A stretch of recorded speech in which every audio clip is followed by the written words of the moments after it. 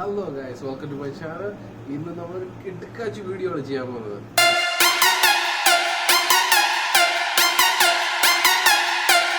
ചീങ്കണ്ണി എന്ന് പറഞ്ഞാൽ എല്ലാവർക്കും പേടിയല്ലേ, പക്ഷെ ഇന്ന് നമ്മൾ ചീങ്കണ്ണിനെ വെച്ചൊരു കിടക്കാച്ചി കറിയാണ് ഉണ്ടാക്കാൻ പോകുന്നത്. ഇതാണ് അതിന്റെ മീറ്റ്. ഗൈസ്, ഇതാണ് നമ്മുടെ ചീങ്കണ്ണിയുടെ മീറ്റ്. നമ്മളിത് ചെറിയ കഷ്ണങ്ങളാക്കിയിട്ട് നല്ലപോലെ കഴുകി വൃത്തിയാക്കി അത് കഴിഞ്ഞിട്ട് നമ്മൾ ഇതിനകത്ത് കുറച്ച് ഉപ്പ്, കുറച്ച് മഞ്ഞൾപ്പൊടി, പിന്നെ അതുപോലെ കുറച്ച് കുരുമുളക് പൊടിയും കൂടെ ഇട്ട് തിരുമ്മി ഒരു 2 മണിക്കൂറോളം മാരിനേറ്റ് ചെയ്ത് വെച്ച്. ഇതിന് വേണ്ടിയിട്ട് നമ്മളൊരു 2 മീഡിയം സൈസ് സവോള അരിഞ്ഞിട്ടുണ്ട്. പിന്നെ അതുപോലെ തന്നെ ഒരു ടൊമാറ്റോ അരിഞ്ഞു വെച്ചിട്ടുണ്ട്. പിന്നെ ഗാർലിക് ഒരു 7-8 അല്ലി ഗാർലിക്കുണ്ട്. പിന്നെ അതുപോലെ തന്നെ നമ്മുടെ ജിഞ്ചറും കുറച്ച് ചെറുതായിട്ട് അരിഞ്ഞു വെച്ചിട്ടുണ്ട്. പിന്നെ നമ്മുടെ ഗ്രീൻ ചില്ലി അല്ലെങ്കിൽ പച്ചമുളക് ഒരു 4-5 എണ്ണം അതും എടുത്ത് വെച്ചിട്ടുണ്ട്.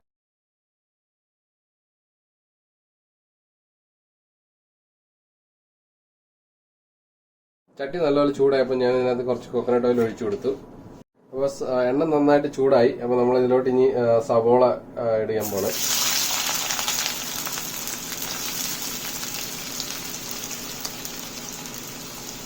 ഇനി സവോള നന്നായിട്ട് വഴറ്റിയെടുക്കണം. നമുക്ക് ഒരു ബ്രൗൺ കളർ ആ രീതിയിൽ എത്തുന്നത് വരെ നമ്മളൊന്ന് വഴറ്റിയെടുക്കണം.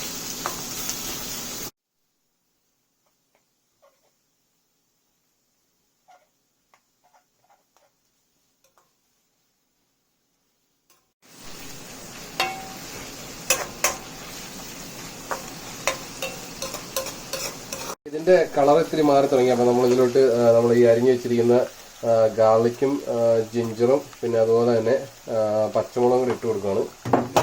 ഇനി അതെല്ലാം കൂടെ നല്ലപോലെ ഒന്ന് ഇളക്കണം.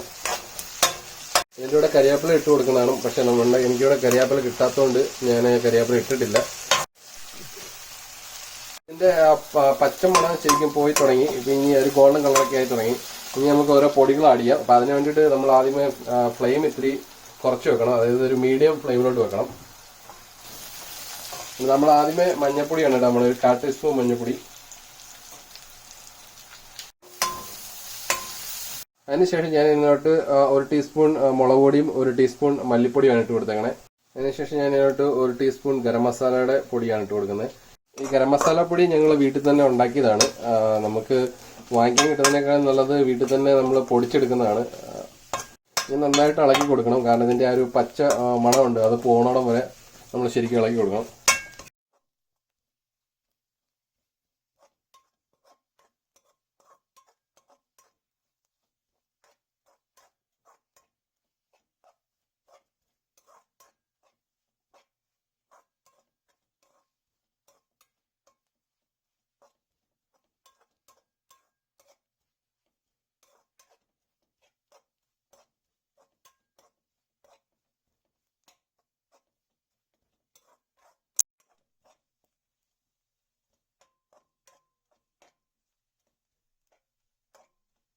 ഇപ്പം ഇതിന്റെ പച്ചമണം നന്നായിട്ട് മാറിയിട്ടുണ്ട്. ഇനിയിപ്പോൾ നമ്മൾ അരിഞ്ഞു വെച്ചിരിക്കുന്ന തക്കാളി ഇട്ട് കൊടുക്കുകയാണ്. എന്നിട്ട് നല്ലപോലെ ഇളക്കി കൊടുക്കുക. ഇപ്പം തക്കാളിക്ക് ഇപ്പം നല്ലപോലെ വെന്തിട്ടുണ്ട്.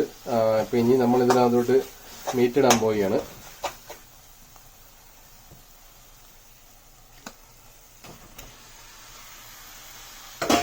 മീറ്റ് നമ്മൾ നല്ലപോലെ ഇളക്കണം, മിക്സ് ചെയ്യണം ഇതുമായിട്ട്, ഈ ഗ്രേവിയായിട്ട്.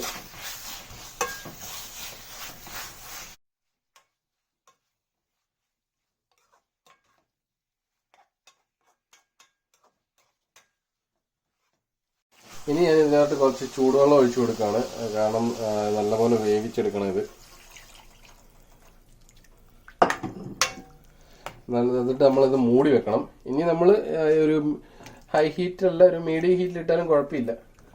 നമ്മൾ ഇതിനകത്തോട്ട് കുറച്ച് ഉപ്പും കൂടി ഇട്ട് കൊടുക്കണം. കാരണം നമ്മൾ നേരത്തെ മാരിനേറ്റ് ഇപ്പോൾ ഇട്ട് കൊടുത്തത്, പക്ഷെ എന്നാലും ഒരു കുറച്ചും കൂടി ഇട്ട് കൊടുത്താൽ മതി. കാരണം ഒത്തിരി ഓവറായി പോയി കഴിഞ്ഞാൽ ശരിയല്ല. പിന്നെ നമുക്ക് വെന്ത് കഴിയുമ്പോഴേക്കും കുറവാണെങ്കിൽ വീണ്ടും കുറച്ചുകൂടി ഇട്ടാൽ മതി. അപ്പം ഇനി ഞാൻ മൂടി വെച്ച് ഇത് വേവിക്കാൻ പോവുകയാണ്. അപ്പോൾ ഇത് നന്നായിട്ട് കുക്കായിട്ടുണ്ട്. ഇനി നമുക്ക് ഇത് എങ്ങനെയുണ്ടെന്നൊന്ന് ടേസ്റ്റ് ചെയ്ത് നോക്കാം. അപ്പം നമ്മുടെ കറി ഇവിടെ റെഡി ആയിട്ടുണ്ട്. അപ്പോൾ ഞാനതൊന്ന് ടേസ്റ്റ് ചെയ്തിട്ട് എങ്ങനെയുണ്ടെന്ന് പറയാം. നമ്മളൊരു ചെറിയ ബ്രെഡിന്റെ പീസിൻ്റെ കൂടെയാണ് ടേസ്റ്റ് ചെയ്യുന്നത്.